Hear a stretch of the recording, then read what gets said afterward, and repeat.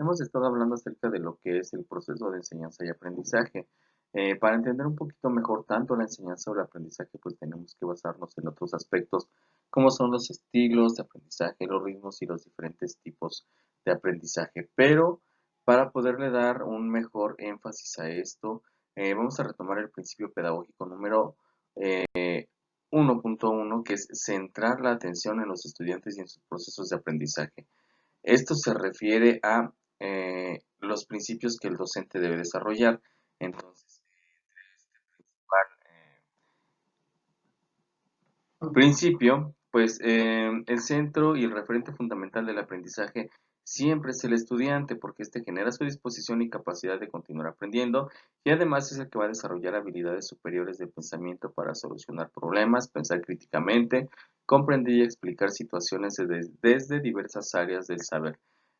También para ello, pues se requiere que tenemos que reconocer la diversidad social, cultural, lingüística, de capacidades, estilos y ritmos de aprendizaje que tienen, es decir, desde la particularidad de situaciones y contextos, comprender cómo aprende el que aprende y desde esta diversidad generar un ambiente que acerque a estudiantes y docentes al conocimiento significativo y con interés. Hemos estado hablando de esta importancia que tiene el alumno en el proceso, pero también del trabajo que tiene que realizar el docente para poder capturar la atención, para poder focalizar el aprendizaje del alumno hacia nuevos conocimientos. Por eso es importante retomar este principio pedagógico.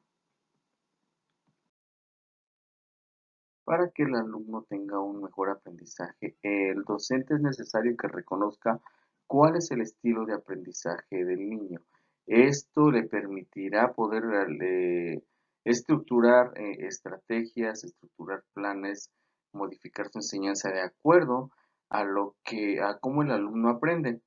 Y podrá diseñar también sus ambientes de aprendizaje, es decir, con esto, si el docente sabe reconocer cuál es el estilo de aprendizaje de su alumno, podrá mejor manipular a los contenidos de forma que todos estos le lleguen de la manera más adecuada al alumno. En el caso de lo que son los estilos de aprendizaje, bueno, vamos a ver diferentes teorías, pero la que vamos a retomar va a ser el sistema BAC, que es el más utilizado en el área, en el caso del proceso de enseñanza-aprendizaje, que es el modelo de la programación neurolingüística de Bartlett y Grinder. Entonces, a este que generalmente conocemos como sistema BAC. El sistema BAC considera tres sistemas para representar mentalmente la información, que son el visual, el auditivo y el kinestésico, que ahorita vamos a comentar cada uno de ellos. Recuerden que ya con anterioridad habíamos hablado acerca de este sistema. Entonces, el sistema de representación visual pues va a ser aquellas personas que aprenden viendo, es decir, cuando leen o ven información, les es más fácil recordar dibujos o iconos, siempre se basan más en imágenes, recuerdan información que hacen a través de imágenes, y las imágenes pues se transforman o las palabras las transforman en imágenes, y tienen una capacidad de abstracción y una capacidad de planificar. ¿Por qué? Porque están directamente ligados a lo que es la visión.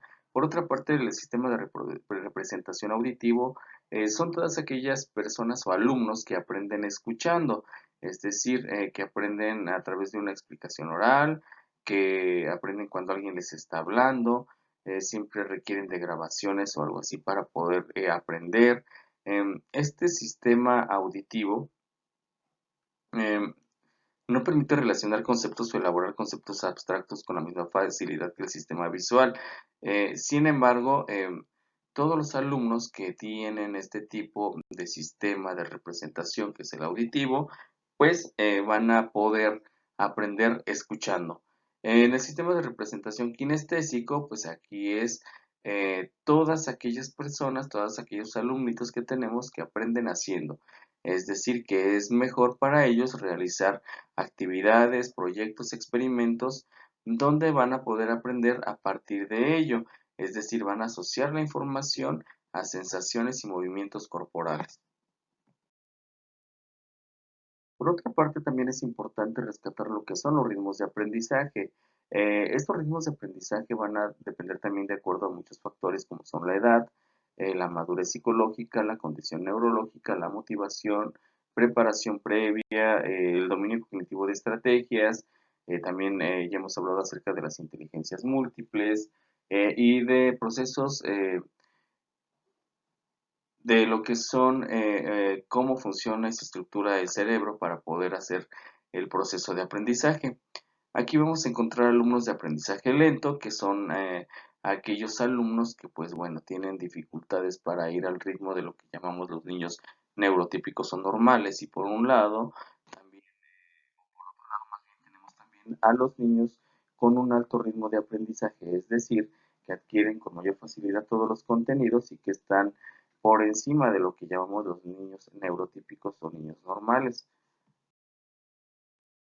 El que el docente sepa rescatar, sepa identificar qué ritmo de aprendizaje tienen sus alumnos aunado al estilo de aprendizaje que tienen cada uno de ellos, pues le va a ser mucho, muy relevante para poder planear sus actividades.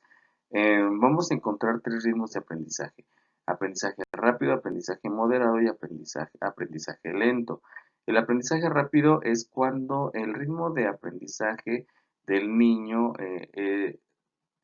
es más bien aprende con más rapidez todos los contenidos y retiene con mayor facilidad los contenidos que se le están presentando y esta información pues la puede manejar tanto a corto como a largo plazo. Digamos que un aprendizaje rápido pues es alguien que rápidamente, un alumnito que rápidamente puede digerir los contenidos que se le están presentando. El que está de aprendizaje moderado, es decir, que se encuentra dentro de la media, es un alumno que realiza las actividades, adquiere los contenidos en el tiempo que nosotros marcamos como establecido.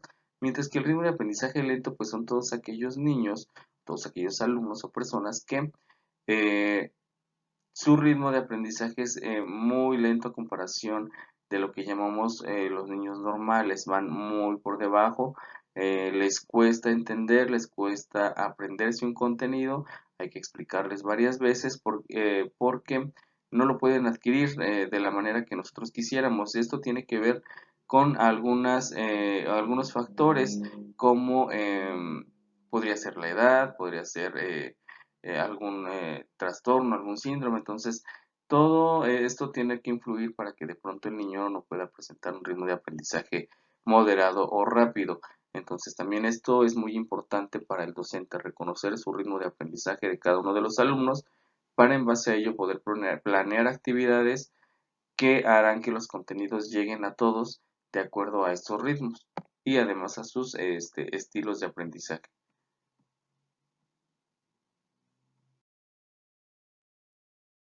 Y por otra parte tenemos a los tipos de aprendizaje. Es importante que el docente reconozca cuáles son estos tipos de aprendizaje, porque en base a esto podrá hacer que los alumnos trabajen. Una cosa es sus estilos y sus ritmos y otra cosa son los tipos de aprendizaje. Y entre los tipos de aprendizaje, pues encontramos al aprendizaje implícito, al aprendizaje explícito, asociativo, no asociativo, significativo, cooperativo. Todos estos son muy relevantes porque ayudarán a identificar las estrategias de acuerdo al tipo de aprendizaje empleado para las actividades que va a desarrollar el docente dentro del aula. Desde luego, entrelazando esto a los ritmos y estilos de aprendizaje de los alumnos. Dentro de los tipos de aprendizaje, pues también tenemos al aprendizaje colaborativo, al aprendizaje emocional, al observacional, al experiencial, por descubrimiento, memorístico, receptivo. Esto es, comento nuevamente, de acuerdo a lo que pretende el docente. Por ejemplo, si hablamos de aprendizaje emocional, pues tiene que ser con lo que hoy también está muy de moda, que es el aprendizaje basado en emociones, en que tanto el docente como el alumno aprendan a el manejo de sus emociones para que el aprendizaje sea más eficiente, para que el manejo de estas emociones los ayude a aprender de mejor manera. Por otro lado, pues por ejemplo, si hablamos del aprendizaje memorístico, pues aquí estaríamos hablando de ese aprendizaje que se da cuando solamente al alumno se le dedica o se dedica a dárseles información que repiten y que se graban en la memoria y que cuando sea necesario la sacan, a veces sin tal vez comprender lo que se les está diciendo, pero pues en ese caso sería el aprendizaje memorístico. Entonces, para el docente es importante todo esto. También para el alumno es importante reconocer, por ejemplo, cuál es su ritmo de aprendizaje, cuál es su estilo y con cuál tipo de aprendizaje él aprende mejor. Y para el docente, obviamente, para la planeación de todas sus actividades y para poder involucrar a todos en estas aulas hoy tan diversas, donde cada niño es distinto, cada niño tiene diferentes potencialidades, cada niño tiene diferentes habilidades y al rescatar sus estilos, sus ritmos y además el tipo de aprendizaje que les es más adecuado, pues podremos hacer niños competentes. Para la realización de sus actividades dejo los documentos utilizados, cualquier duda no duden en comunicarse, valga la redundancia, recuerden que sus tareas un día después antes de las 8 de la noche y por el medio que a ustedes mejor les favorezca.